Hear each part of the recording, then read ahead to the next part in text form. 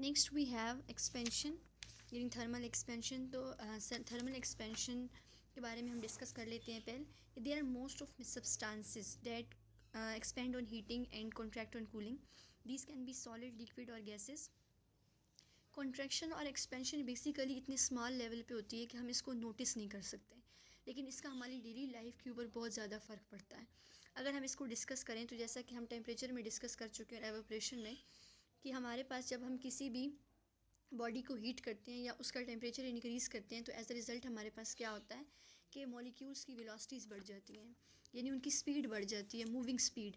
वो ना सिर्फ आपस में टकराते हैं बल्कि जिस कंटेनर के अंदर उनको बंद रखा जाता है वो उस कंटेनर से भी टकराते हैं, और एज अ रिज़ल्ट उनकी काइनेटिक एनर्जी है वो इंक्रीज़ कर जाती है।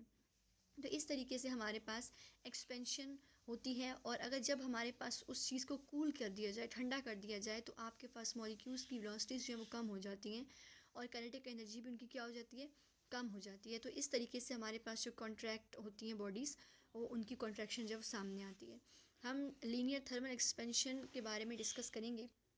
लीनियर थर्मल एक्सपेंशन में आपने डेल्टा एल नॉट जो है वो आपके पास ओरिजिनल लेंथ होगी, और एल जो बेसिकली होगा वो चेंज इन लेंथ होगा, क्योंकि हम लीनियर थर्मल के बारे में बात करें।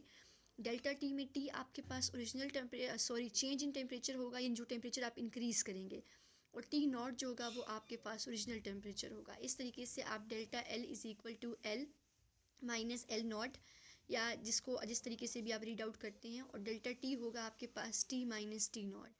It is found that change in length delta L of a solid is directly proportional to its original length.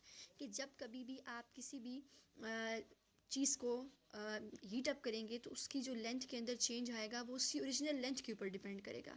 यानी जितनी ज़्यादा ओरिजिनल लेंथ होगी उसी के हिसाब से आपके पास उसकी जो लेंथ होगी वो एक्सपेंड करेगी, या फिर आपके पास उसकी लेंथ के अंदर इजाफा होगा। तो इस तरीके से हमारे पास delta L is directly proportional to delta T. And equation 8.9 में हम क्या कर देते हैं कि डायरेक्टली प्रोपोर्शनल के साइन को अल्फ़ा से चेंज कर देते हैं। अल्फ़ा इज़ डायरेक्टली प्रोपोर्शनल, या you can say coefficient of linear thermal expansion of the substance, then delta L will be changed. L minus L naught is equal to alpha L minus L naught is equal to alpha L naught delta T. Equation 8.9 से नीचे आप देख सकते हैं और का word use हुआ है कि आप इस तरीके से भी लिख सकते हैं। देन आपके पास क्या होगा कि L नॉट जो है वो आपके पास इस तरफ माइनस में, यानी आपके पास लेफ़्ट हैंड साइड में वो माइनस में था, जब हम उसको राइट साइड पे ट्रांसपोज करेंगे तो वो प्लस में हो जाएगा। और इक्वेशन 8.10 में जब हम एल नॉट को कॉमन निकालेंगे तो हमारे पास जो इक्वेशन आ जाएगी वो होगी L is equal to L nought into 1 plus alpha delta T. And here L is change in length, L nought is original length, and alpha you know that कि हमारे पास है coefficient of linear thermal expansion of the substance, and delta T is a change in temperature.